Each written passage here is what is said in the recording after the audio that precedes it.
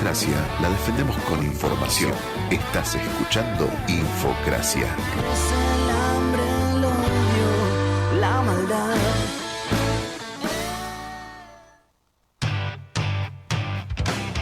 Continuamos en Infocracia, seguimos aquí en la radio municipal de Florencio Varela y ya estamos junto a Nicolás Malinowski conectados, magíster en gestión de la energía y director del Observatorio de Energía, Ciencia y Tecnología. ¿Cómo estás, Nicolás? Muy buenas tardes.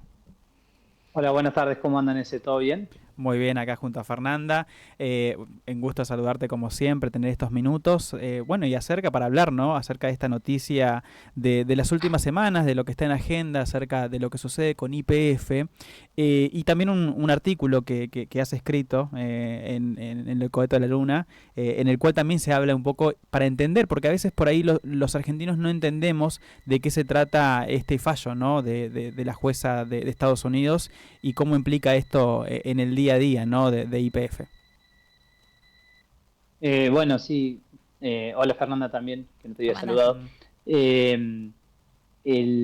Como decías vos en la introducción, la semana pasada nos enteramos del fallo nuevamente de Loretta Preska, la jueza de Estados Unidos, del estado de Nueva York, en contra, digamos, de nuestra empresa de bandera, por el juicio iniciado por Buford Capital, que es un fondo buitre, que compró parte de las acciones en su momento de Eskenazi para litigar más adelante. Estas acciones fueron compradas ya por el 2014, 2015, si no me equivoco la fecha, con la cuestión de especular y poder hacer una diferencia monetaria impresionante como la que están haciendo, digamos, con este fallo, ¿no? La jueza no es la primera vez que opera en contra de la empresa de bandera, ya lo había hecho oportunamente en el año 2023, previo a un proceso electoral como el que estamos viviendo ahora en Argentina, con lo cual este fallo tiene múltiples aristas para analizarlo. Está la cuestión legal, la cuestión política, la cuestión geopolítica, que son variables que hay que tener en cuenta para entender qué hay detrás del fallo de Loretta Preska. Y como vos decías, este domingo publicamos un artículo junto a Diego Hurtado en el Cohete de la Luna, donde explicamos estas variables. Y particularmente lo que entendemos es que hay un avance por parte de la jueza en alianza con el grupo Buford, en alianza con Estados Unidos, para hacerse del control, digamos, de la empresa estatal de bandera de hidrocarburos, ¿no? Nicolás, quizás es un tema que mucha gente lo tiene como más alejado o no lo logra tangibilizar, ¿no? No lo logra poner en claridad, como entender qué es lo que significa que una jueza de Estados Unidos determine que el Estado argentino deba vender el 51% de las acciones. ¿En qué redunda eso en la ciudadanía? Para que dejemos de decir, quizás nos preocupe nada más a los que tenemos conciencia o lo sabemos todos ese proceso, y que el vecino o la vecina empiece a entender que YPF y esa fuente, esos recursos, también son de los argentinos y las argentinas. Bueno, primero creo que YPF está en el inconsciente colectivo de la sociedad, y es algo que cada argentino y argentina tiene, digamos, el corazón puesto en YPF, digamos. Es algo que está socialmente ya aceptado, que es una empresa de bandera, y por eso tampoco hay procesos de privatización de forma directa, porque siempre es un tema político crítico para el gobierno de turno, en este caso de Javier Milei. Y particularmente la pérdida, en el caso de que si llega a suceder, de la empresa de bandera de YPF, sería un golpe muy fuerte en la soberanía energética, ¿no? Argentina dejaría de tener soberanía energética, y eso perjudicaría también la soberanía económica. Y cuando hablamos de qué hay detrás de YPF primero es la mayor empresa de petróleo en Argentina, tiene un desarrollo territorial federal. Lo más cercano que tiene el usuario a YPF son las estaciones de servicios, pero no es solo eso, digamos, tiene el control de Vaca Muerta, produce el 47% del petróleo en Argentina, el 25% del gas en Argentina. No solo tiene producción de hidrocarburos, tiene inserción en YPF, tiene lo que es YPF Agro, YPF Tecnología, YPF litio, con lo cual también hay un proceso de desarrollo de ciencia, tecnología y de conocimiento social que está ahí adentro, que ustedes que están ahí cerca de la Universidad de Jaureche, ahí eran los laboratorios de Florencio Varela, sí, donde se perdieron por el proceso de privatización de la década de los 90, ¿no? Entonces, perder este tipo de empresas, suceden esas cosas. Después, ese conocimiento, ese know-how, que hoy YPF tiene un know-how para lo que es la producción, por ejemplo, del yacimiento Vaca Muerta, que Vaca Muerta es la segunda reserva de petróleo de gas en el mundo y la segunda de gas y la cuarta en petróleo no convencional del mundo. Y explotar ese tipo de yacimientos necesita un conocimiento particular. YPF lo ha desarrollado a raíz de la decisión estratégica de Cristina Fernández de Kirchner y Axel Kicillof en su momento de recuperar la empresa de bandera, ¿no? O sea, acá esto también hay que ponerlo en valor. Y también un poco uno puede analizar de por qué Cristina hoy está presa también, ¿no? O sea, por tomar decisiones en contra de los intereses corporativos, económicos y geopolíticos a nivel mundial, ¿no? Nico, cuando se planteó, ¿no?, cuando salió a la luz este fallo, el gobierno nacional, el gobierno del Ejecutivo y sobre todo con Milei a la cabeza a través de las redes sociales, se ha manifestado por momentos diciendo vamos a apelar este fallo, pero sin embargo en algunos párrafos le termina dando la razón o por lo menos termina brindando un argumento válido para la jueza Presca, ¿no? ¿Cuál es el análisis que se hace de lo que quiere el gobierno con YPF, el gobierno de Javier Milei? El gobierno está intentando transmitir un mensaje de que le importa la soberanía energética, de que le importa defender la empresa de bandera, pero por otro lado, el objetivo del gobierno es privatizar y rematar YPF. O sea, eso lo dijo el presidente Javier Milei el 20 de noviembre del 2023, ni bien ganó las elecciones. Al otro día salió y dijo, vamos a acomodar la empresa, acomodar entre comillas, lo digo, ¿no? O sea, en función de sus intereses, y luego la ponemos a la venta. Entonces, ese objetivo está de fondo, entonces tampoco hay que perder de vista esa cuestión que el presidente Javier Milei quiere privatizar la empresa de bandera.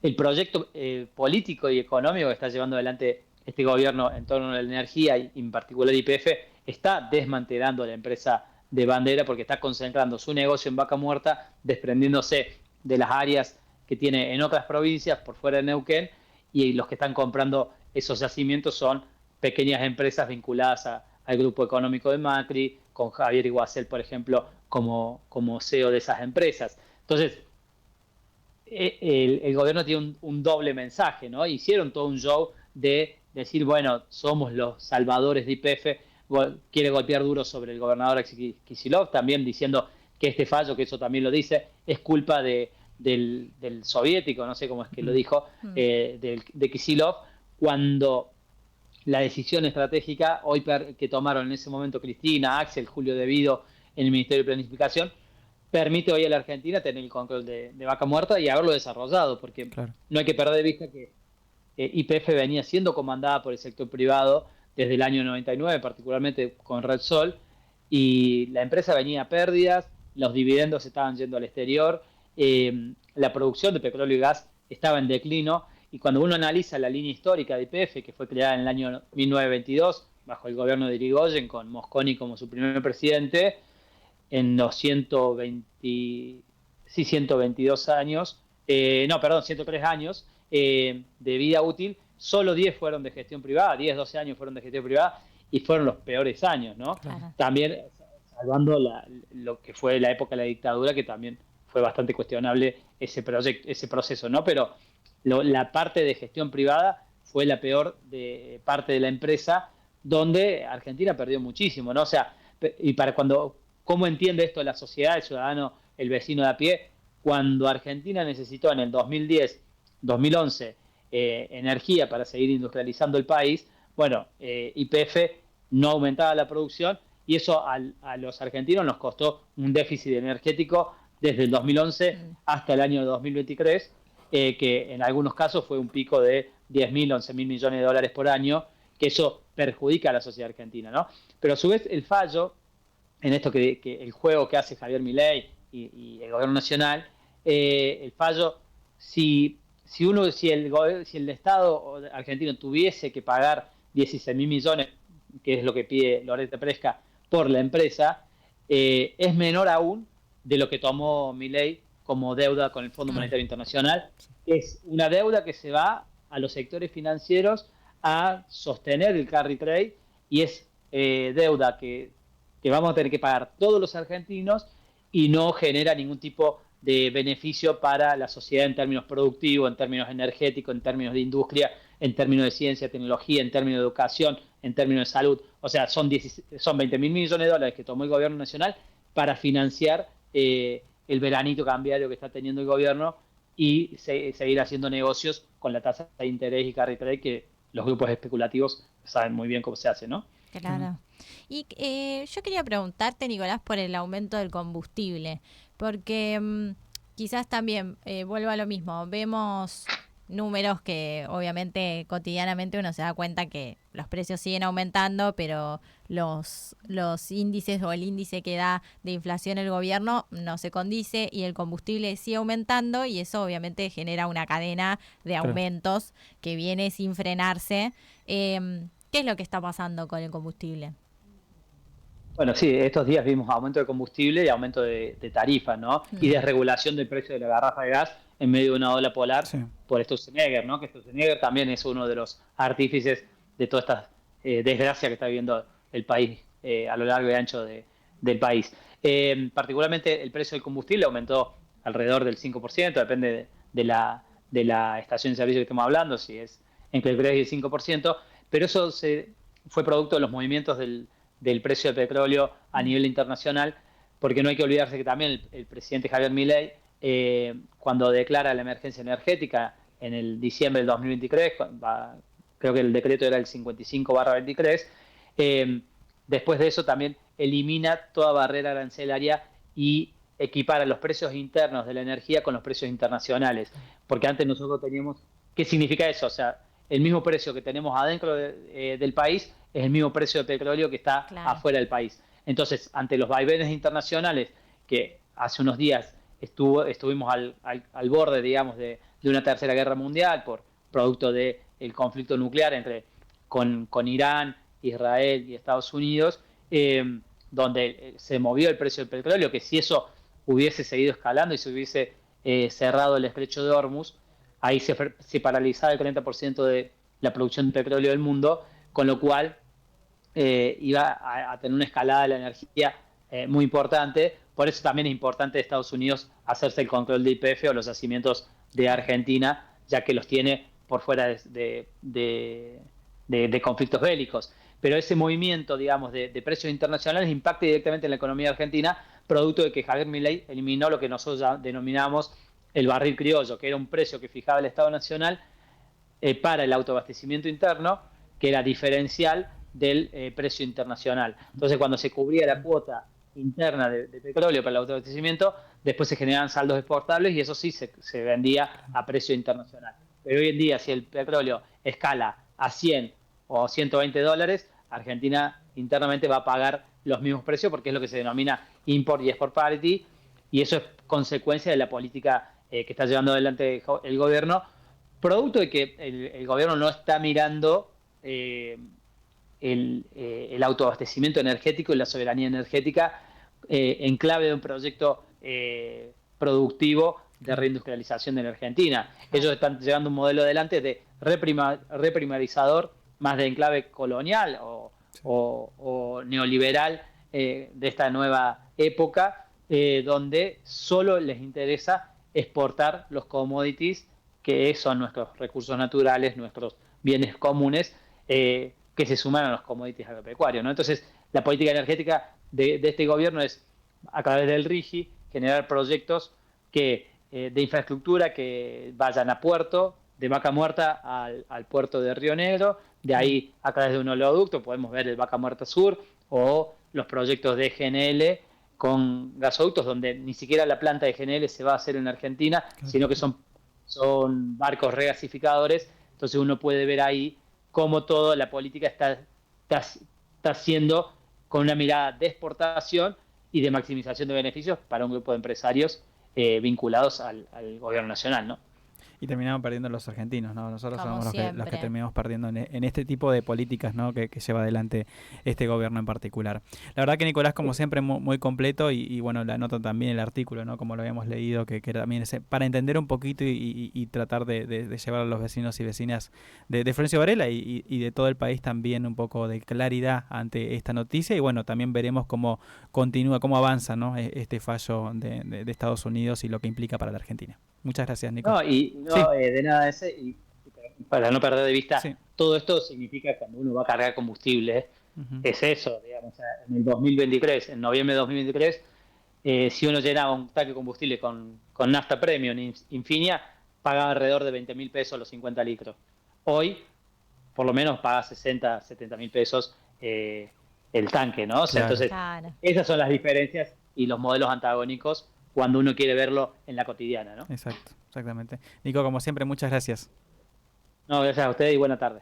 Ahí está, pasaba el magíster Nicolás Malinowski, director del Observatorio de Energía, Ciencia y Tecnología, que ha estado incluso también en distintas justamente comisiones de energía, en diputados, hablando acerca de esto, cuando se tocó, por ejemplo, en la ley bases el tema de energía, el capítulo de energía, y cuestionando también, ¿no? Esta implicancia de este fallo, sobre todo porque no solamente que se está metiendo con la soberanía, ¿no? de la Argentina, porque no nos puede imponer un juzgado, como muchos dicen, sí. ¿no? particular municipal de Nueva York, a Claro. decirnos qué tenemos que hacer con nuestra empresa de banderas, porque otro país tampoco se puede inmiscuir en unas leyes nacionales, porque Sí. recordemos que para poder desprenderse del porcentaje de acciones de YPF tiene que pasar por el Congreso, no se puede hacer por decreto ni mucho menos, pero sobre todo también la desidia de un gobierno nacional que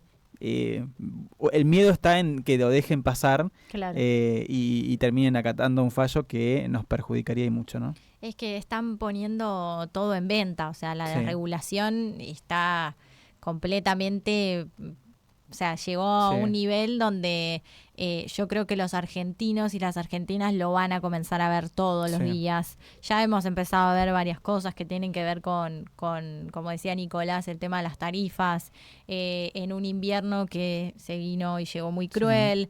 Pero después desregularon y sacaron lo que tiene que ver con vialidad. Ujú. Y eso es clave. O sea, desde que te tomas un colectivo o vas en auto, moto, Ujú. que no haya un control y no haya una seguridad vial nos pone en riesgo a todos. Y en este caso lo mismo, o sea, cuando vayas a cargar nafta o el Sí. boleto del tren o el boleto del colectivo sigue aumentando, tiene que ver con todos estos procesos de Sí. desregulación. Y sobre todo en los servicios que antes te decían, no, porque pagabas muy barato se cortaba la luz. Claro. Y sin embargo, no solamente que se sigue cortando, sino que hasta en algunas ciudades se cortó el gas, ¿no? Exacto. Con todo el peligro que eso significa. También hemos conocido la noticia que se publicó en el boletín oficial, que se obviamente eliminaron el ENRE y el ENARGAS, entes muy importantes porque cuando uno recurría a la empresa y no te respondía, uno tenía estos entes Sí. para que puedan interceder ante vos, ante el reclamo por la falta de servicios. Sí. Recordemos que el servicio no se puede interrumpir,